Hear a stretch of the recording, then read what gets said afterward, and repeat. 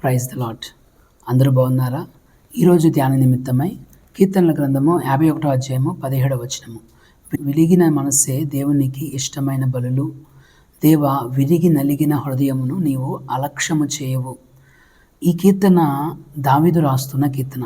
ఏ సందర్భంలో రాశాడే అంటే, బెత్షెబాతో పాపం చేసిన తర్వాత నాతాను ప్రవక్త వచ్చి ఒక ఉపమాన రీతిగా ఆ మనుష్యుడవు నీవే, ఆ పాపం చేసిన మనుష్యుడవు నీవే అని ఎప్పుడైతే దావీదుని అడిగాడో, దావీదు పశ్చాత్తాపంతో రాసిన ప్రార్థన, పశ్చాత్తాపంతో చేసిన ప్రార్థన ఈ 51వ కీర్తన. అంటే విరిగి నలిగిన మనస్సే దేవునికి ఇష్టమైన బలులు. అవును, దావీదు పాపం చేశాడు, విరిగిపోయింది దావీదు ఒక మనస్సు. ఇలాంటి పాపము చేసినప్పుడు మన మనస్సు విరిగిపోతూ ఉంది. అప్పుడు దావీదు పశ్చాత్తాపంతో చేస్తున్న ప్రార్థన ఏంటిది అంటే, దేవా విరిగి నలిగిన హృదయం నీవు అలక్ష్యము చేయవు కదా. అలాంటప్పుడు నా హృదయము విరిగిపోయింది, నా హృదయము నలిగిపోయింది అని రాస్తా ఉన్నాడు.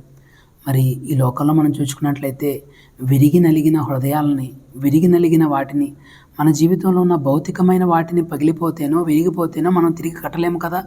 అలాంటిది మన హృదయమే విరిగితే, మన మనస్సేవగా నలిగిపోతే అటువంటి హృదయాలను సైతం దేవుడు మాత్రమే కట్టగలడు, తిరిగి నిర్మించగలడు. కాబట్టే యెషయా గ్రంథము 57వ అధ్యాయము 15వ వచనంలో కూడా ఇలా రాయబడతా వచ్చింది. వినయము గల వారి ప్రాణమును ఉజ్జీవింపజేయుటకును, నలిగిన వారి ప్రాణమును ఉజ్జీవింపజేయుటకును, వినయము గల వారి యొద్దను దీన మనస్సు గల వారి యొద్దను నివసించుచున్నాను అని యెషయా గ్రంథంలో రాయబడతా వచ్చింది కదా.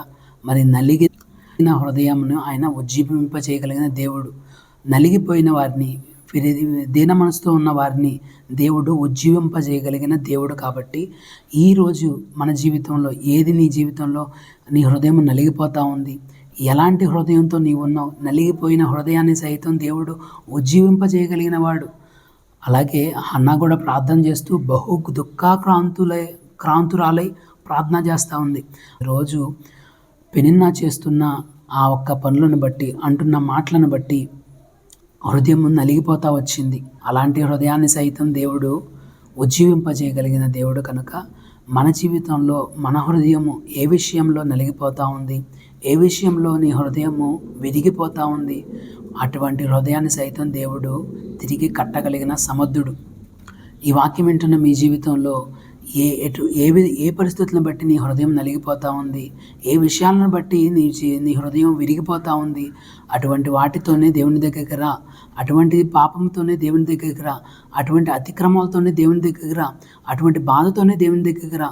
ఖచ్చితంగా దేవుడు తిరిగి కట్టగలిగిన సమర్థుడు. ప్రార్థన చేసుకుందామా? మమ్మల్ని మిక్కిలిగా ప్రేమించిన మా ప్రియ పరలోకపు దేవా, నీకే వందనాలు చెల్లిస్తున్నాము రాజా. విరిగిన మనస్సే నీకు ఇష్టమైన బలులు కదా దేవా. విరిగిన హృదయమును నీవు అలక్ష్యము చేయవు. విరిగిన హృదయాన్ని సహితం, మనస్సును సహితం నీవు తిరిగి కట్టగలిగిన సమర్థుడు, ఉజ్జీవింపజేయగలిగిన సమర్థుడు. కనుక నీకు మాత్రమే ప్రార్థన చేస్తూ ఉన్నాం. మా జీవితంలో నలిగిన హృదయం ఉందయ్యా, మా జీవితంలో విరిగిన హృదయం ఉంది, మా జీవితంలో ఎన్నో ఆటుపోట్లు ఎదుర్కొంటున్నాము, మా హృదయము తెప్పరిల్లుతూ ఉంది. ఈ కాల సమయంలో దేవా మీరు మమ్మల్ని జ్ఞాపకం చేసుకోమని అడుగుతూ ఉన్నాము. ఎవరెవరికి ఏ హృదయానికి ఏ విషయంలో వారి జీవితంలో ఆ నలిగిన స్థితిలో గుండా వెళ్తున్నారో, ఆ విరిగిన స్థితిలో గుండా వెళ్తున్నారో దయతో వారిని జ్ఞాపకం చేసుకోమని అడుగుతున్నాము. తిరిగి ఉజ్జీవింపజేయగలిగిన దేవుడు నీవే కనుక రాజా, వారిని మీరే ఉజ్జీవింపజేయమని అడుగుతూ ఉన్నాము. పూర్వ వైభవాన్ని వారి జీవితంలో మీరు తీసుకురమ్మని అతి త్వరలో పశుడని యేసునామములో అడిగి బ్రతిమాలి మిక్కిలి వినయంతో వేడుకొనుచున్నాము తండ్రి. ఆమెన్. దేవుడు మిమ్మల్ని నిండారుగా దీవించునుగాక.